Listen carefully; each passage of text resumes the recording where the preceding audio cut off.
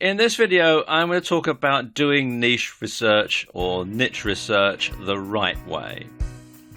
And when it comes to doing niche research the right way, of finding a niche that you want to start marketing to, the best thing is to start with what you know.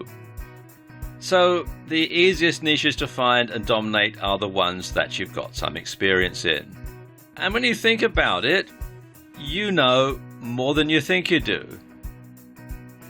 And you've got more experience than you think you have. Everybody does. Everybody has done lots of different things throughout their lives. So you know a lot more than you think you do. And you've more experience than you think you have. Now, when it comes to finding niches, there are basically three broad categories that most niches are going to fall into. And those are work and business, hobbies, and personal life. And just about everything out there could fall into one of these three broad categories. Now let's talk about work and business for a moment. Have you run a business in the past?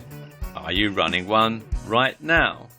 Now don't count your internet marketing business unless you've been running it for a long time and you've made a ton of money. You really don't want to start going into the IM niche until you really know what you're doing and you really know what you're talking about. If you don't have a business, have you had a job in the past? Are you working in a job right now and internet marketing is perhaps just a sideline venture for you? What jobs have you done in the past? Have you always been in the same career? Have you done other things as well? That's something else that you need to think. Think back to every single job that you've ever done. Because you see, all businesses have certain things in common. They're all going to have similar things that people who are in them, running them, need to know. And each thing that all these businesses have in common is a potential niche, and it's a potential broad niche that can cover lots of different businesses. That said, other things are unique to each business sector. Somebody running a manufacturing business, like we see in this picture, is going to have different challenges, different issues, different problems than someone who's running a service business, like, say, a restaurant. So each of those is also a different potential niche. So what business sector or industry have you been involved with? Well, that's a niche, because your business isn't the only one out there.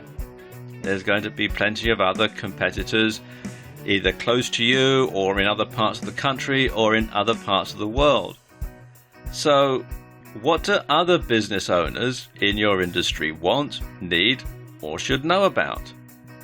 Or, to put it another way, what have you wanted, needed, or wished you'd known about in the past? Things that you wish you knew, that you had to find out the hard way, and now you know. Well, that is a niche, that is a potential product, a potential information product to people who are in that niche. And the same holds true with a job.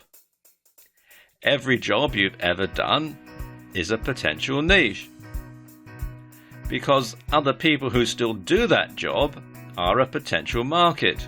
And so are their employers, because obviously if you employ someone in a job, you want them to do that job more efficiently, because obviously that increases your profitability. So think about it. What problems have you overcome that others might be facing right now in your job? For example, did you have to study for any industry certifications? And if you did, and if you did well on the exam, well, your notes and everything, well, they're a potential product right there, and you've got a potential niche of people who are studying for that certification who would probably pay you for the inside information as to how to pass the exam and get the certifications. And what tools, equipment, software, and so on would have made the job easier, or would make the job easier if you're still doing it? That's another big market when you're marketing to people who are working in a job. Okay, let's talk about hobbies. because there are as many hobby niches as there are hobbies. If you think about all the different hobbies that there are out there. And enthusiasts are often prepared to pay big bucks for the latest piece of equipment, or for learning how to do something that's related to their hobby, or for information that will give them the inside edge, particularly if it's something like gaming or some sort of competitive sport. So inside information as to how to get the competitive edge over somebody else is going to be a big market. So ask yourself, do you have a hobby? What is it? What have you just bought, accomplished, or would like to have? And what do you know about it now that you wished you'd known when you first took it up? Again, the hobby is a potential niche, and the information that you know that a lot of people who are starting out in it don't know is the foundation for a good potential product, because you know about it and therefore you can position yourself as an expert. And when it comes to the personal niche, then personal life covers many, many topics and niches. Things like relationships, child rearing, overcoming adversity, things to do with your home. It's practically unlimited. So again, ask yourself, what have you accomplished in your life? What obstacles did you overcome? What are you the most proud of? And how can your experiences benefit others who might be in a similar position? And you don't have to be all philosophical here. It can be something practical. It can be something about hanging wallpaper, or how you painted a door. It doesn't have to be, how you rescued your marriage or brought up your kids. It can be anything, any type of subject that's to do with your personal life is a potential niche. Now, once you've decided on a potential niche, and I recommend that you draw up a list of several potential niches, ones which you could easily go into because they're things that you know a lot about, then you need to dive deeper into it. And first and foremost, you want to ask yourself, is it one where people have money to spend? If it's not a niche where people have money to spend, then it's not worthwhile getting involved in it, because after all, at the end of the day, you're doing this niche research to find a niche to sell to make money. So if the people who are in that niche don't have money to spend, then it's not worth getting involved. Second thing is, can you deliver value for money? And that's very important, because that's what people really want today. It's value for money. And if you can't deliver value for money in this niche, then again, it's time to drop that one and think of something else. And finally, is there potential for more than one type of product? Or to put it another way, are you going to be able to build a sales funnel? Or is there so much stuff being given away free in this niche that it's not worth the effort? Are there any competitors? If there are no competitors, you need to ask yourself why.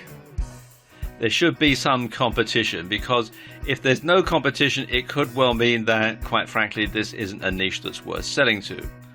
Or it could mean that you're the first person there, at which case it's a wide open field. But sadly, that sort of thing doesn't really exist anymore. What are your competitors selling?